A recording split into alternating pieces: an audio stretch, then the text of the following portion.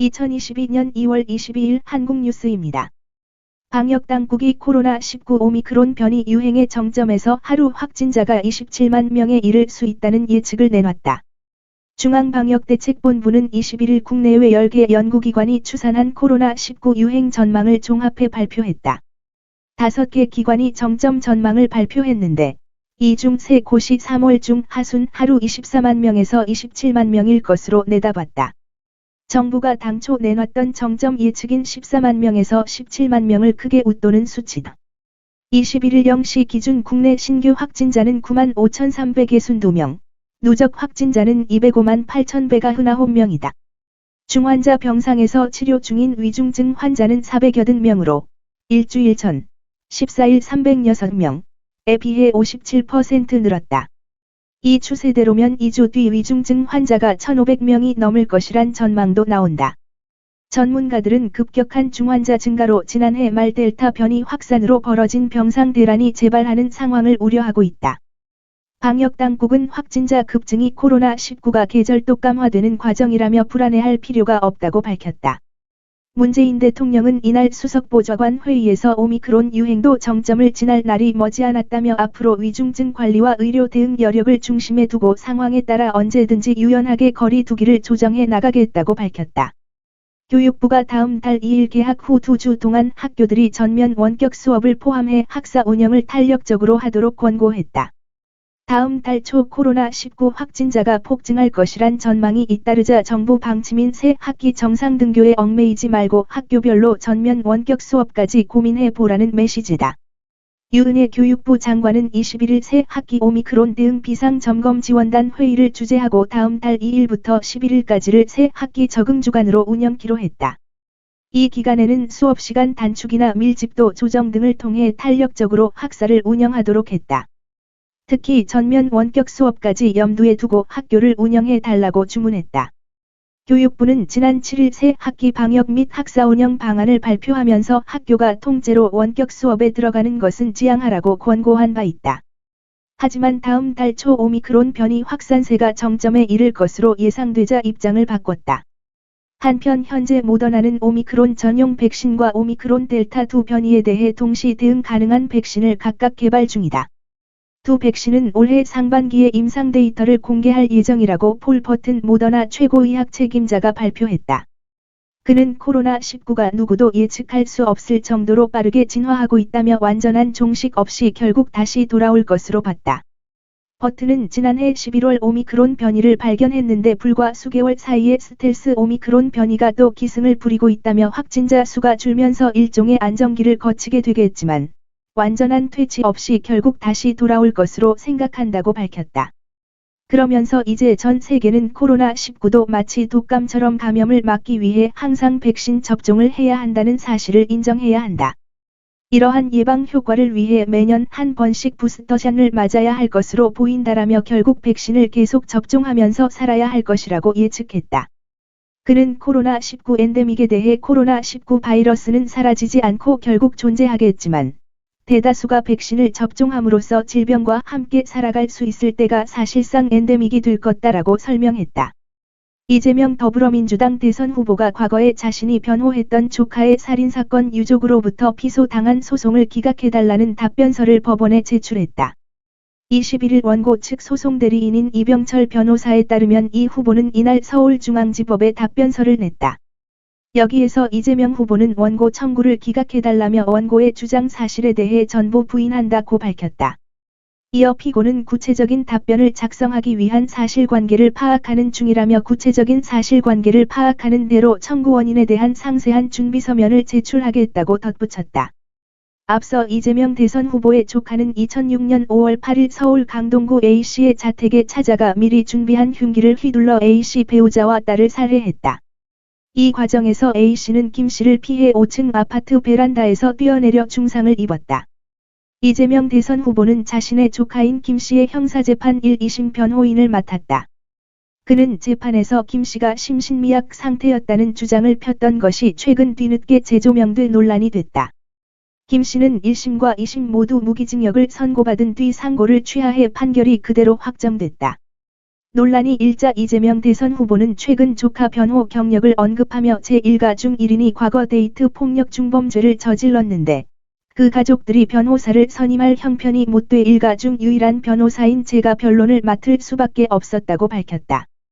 이에 A씨는 이 후보가 최근 SNS에서 조카의 살인 사건을 데이트 폭력이라고 지칭해 정신적 고통을 받았다며 지난해 12월 1억 원의 손해배상을 청구했다. 재판부는 이재명 대선 후보 측이 소장을 송달받고도 답변서를 제출하지 않자 다음 달 17일 변론 없이 1심 선고를 내리기로 했다. 하지만 이날 이재명 대선 후보 측이 답변서를 내면서 선고기일을 미룰 가능성이 생겼다. 6.25 한국전쟁 당시 남침한 북한군이 퇴각하는 과정에서 기독교 천주교인 1000명 이상을 집단 학살했다는 조사 결과가 나왔다. 진실화해를 위한 과거사 정리위원회가 최근 서울신학대학교 박명수 교수팀에 의뢰해 진행한 6.25 한국전쟁 전후 기독교 탄압과 학살 연구를 통해서다. 당시 광범위한 학살은 종교 말살 정책을 펴온 북한 당국의 공식적인 지시로 이루어졌다. 충남 전북 전남 지역 피해가 특히 컸다. 희생된 종교인은 기독교인 1026명, 천주교인 119명 등 총 1145명으로 집계됐다. 이 보고서에 따르면 유엔군의 인천 상륙작전 직후인 1950년 9월 26일 북한 당국은 반동 세력 제거 후 퇴각하라는 명령을 내렸다. 이후 한 달여간 전국적으로 피비린내 나는 학살이 이루어졌다는 것이다. 민주노총 소속 택배노동조합이 21일 오미크론 대유행 속에서 방역수칙을 피해가며 2천여 명이 참여한 대규모 집회를 열고 CJ 대한통운 본사 불법 점거를 12일째 이어갔다. 코로나로 야외 집회 인원은 299명으로 제한되는데 이들은 진보당 대통령 후보의 선거 유세 형식을 빌려 방역수칙을 피해가는 꼼수 집회를 했다. 대한통운 측은 노조원들이 불법 점거 중 수시로 마스크를 벗고 7명 이상이 모여 식사와 음주를 하는 등 방역수칙도 잇따라 어기고 있고 윷놀이나 노래자랑 등도 벌이고 있다고 주장했다. 이번 택배노조 사태는 대선 국면을 타고 일부 정치인까지 가세하면서 장기화 조짐을 보이고 있다. 하지만 경찰은 여전히 노사 문제라며 강제력 행사에 선을 긋고 있다. 택배노조는 작년 12월 28일부터 택배 요금 인상분을 공정하게 분배해야 한다고 요구하며 56일째 전국 곳곳에서 파업을 벌이고 있다. 이날은 청계광장에서 택배노조 조합원 2천여 명이 모인 가운데 전국 택배노동자대회를 열었다. 실상은 방역수칙을 어긴 불법 집회지만 경찰이나 서울시, 중구청 등은 이 집회를 바라만 봤다. 택배노조가 대선에 출마한 진보당 김재현 후보의 선거 포스터가 붙은 유세 차량을 가져다 놓고 선거운동 형식으로 위장했기 때문이다. 방역 지침상 선거운동은 참석 인원 제한을 두지 않는다는 점을 이용한 것이다. 연단에 오른 한 노조원은 김 후보가 대통령 선거운동 기간 내내 택배 노동자들이 자기 목소리를 마음껏 터뜨려보라고 유세 차량을 제공했다고 했다. 이들은 앞서 지난 19일에도 같은 방식으로 청계광장에 500명이 모인 집회를 열었다. 무소속 윤미향 국회의원 등 일부 정치인도 참석해 택배노조 주장을 거들었다. 택배노조원들이 대한통운 본사를 점거한 뒤 방역수칙을 잇따라 위반했다는 주장도 나왔다. 대한통운은 불법 점거 노조원들은 최근까지 수십 명이 다닥다닥 붙은 채 잠을 자는 것은 물론 술을 마시거나 음식을 나눠 먹는 등 방역수칙을 계속 어기고 있다고 밝혔다.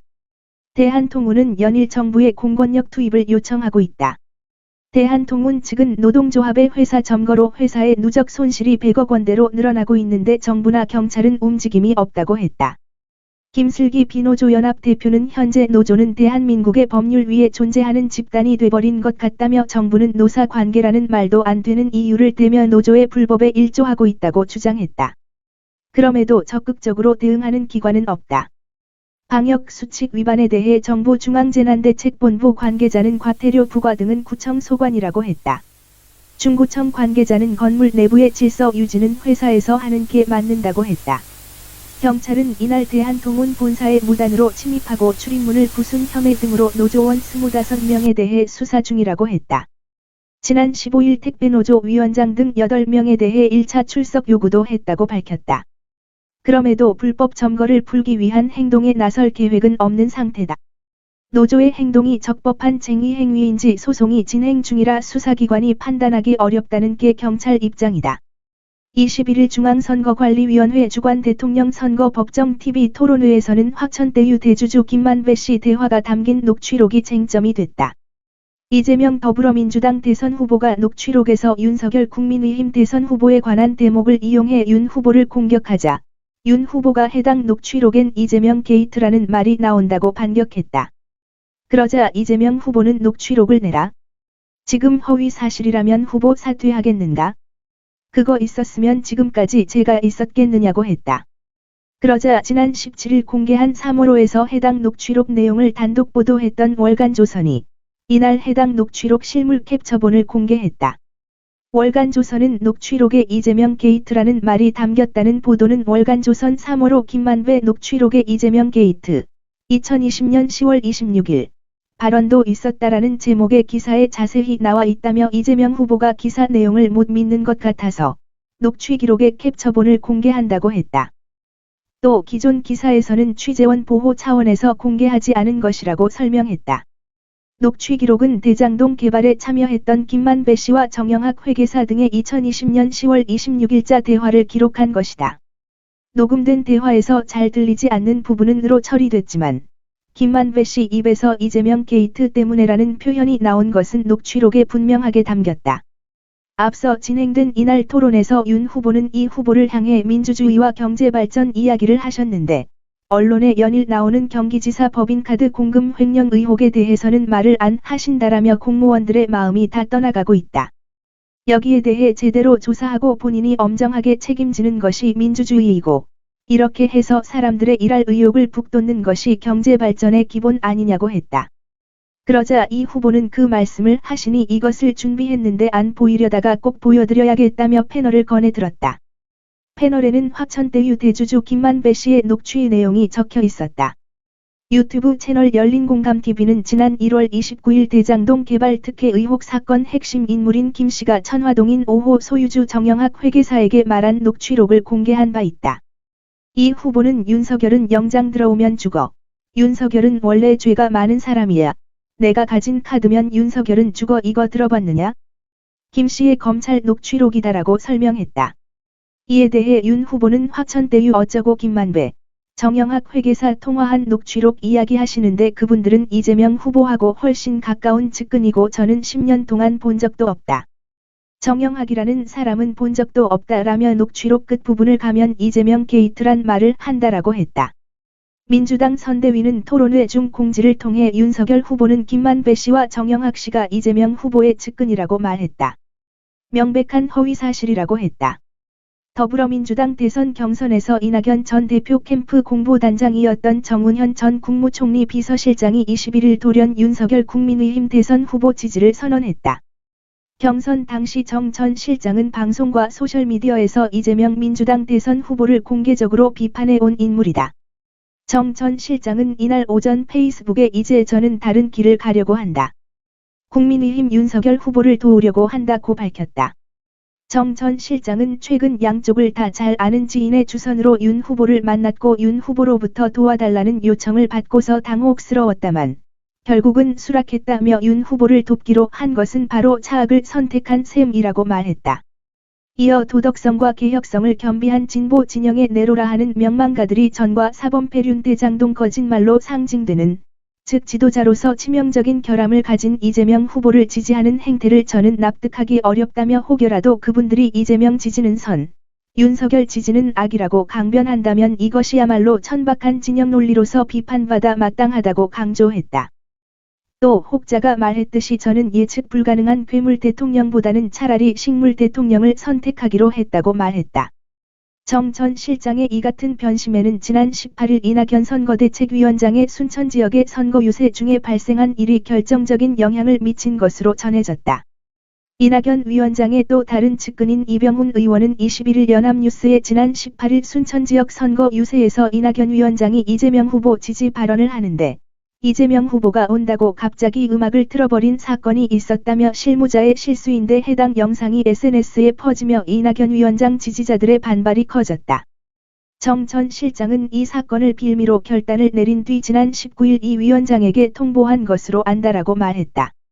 이어 이 의원은 이 위원장은 그러면 되겠느냐며 아주 간곡히 만류했는데 요지부동이었다고 했다. 이낙연 위원장은 18일 오전 전남 순천에서 이재명 후보 지원 선거 유세에 나섰다. 그러나 이날 이낙연 위원장이 연설을 하던 도중 이재명 선거송이 흘러나와 흐름이 끊기는 일이 발생했다. 이난혁 위원장은 현장 스태프들을 한 번 쳐다보고서는 설마 국민의힘이 여기 왔다 간 건 아니죠? 라고 농담을 한 뒤 자연스럽게 연설을 이어갔다. 그러나 몇 분 뒤 또 이낙연 위원장의 말이 끊기는 상황이 벌어졌다. 이낙연 위원장이 시민들에게 이재명을 3번 외쳐달라고 요구했고 시민들이 이재명을 외쳤다. 이어서 이낙연 위원장이 마이크를 들고 말을 하려 하자 또 이재명 선거송이 나왔다. 분위기는 순식간에 설렁해졌다. 이낙연 위원장이 스태프들에게 노래를 거달라는 듯한 손가락 제스처를 취했지만 노래는 계속 흘러나왔다. 곧이어 이재명 후보가 무대에 올랐다. 이낙연 위원장이 이재명 후보를 소개하려고 마이크를 입에 댔으나 이번엔 마이크가 말썽이었다. 여기에 사회자가 눈치 없이 시민들에게 사진 퍼포먼스를 하자고 제안했고 이낙연 위원장은 벌중한 듯 점퍼 주머니에 주섬주섬 마이크를 넣었다. 당시 촬영된 영상은 온라인상에 빠르게 퍼졌고 이낙연 위원장 지지자들은 이낙연 수모 영상이라며 분개했다. 지지자들은 너무 속상하다. 누가 원팀을 저렇게 대우하냐. 예의가 없네. 영상 차마 못 보겠다. 원팀 운운할 거면 최소한 제대로 대접해라. 이건 그냥 망신주기 아니냐 등의 반응을 보였다. 비난 여론이 커지자 우상호 민주당 총괄선대본부장은 19일 페이스북에 순천 유세 과정에서 이낙연 선대위원장의 발언이 끊기는 일이 있었다며 이는 진행상 실무자의 실수로 벌어진 일이었으나 부적절한 상황이 연출된 것에 대해 죄송하다는 말씀을 드린다고 사과했다. 이어 이낙연 선대위원장께서도 문제 삼지 않고 진행상의 오류로 이해하고 넘어가 주셨던 만큼 앞으로는 결코 이 같은 일이 벌어지지 않도록 엄중하게 조치토록 하겠다고 덧붙였다. 오늘도 시청해주셔서 감사합니다. 구독과 좋아요 부탁드립니다.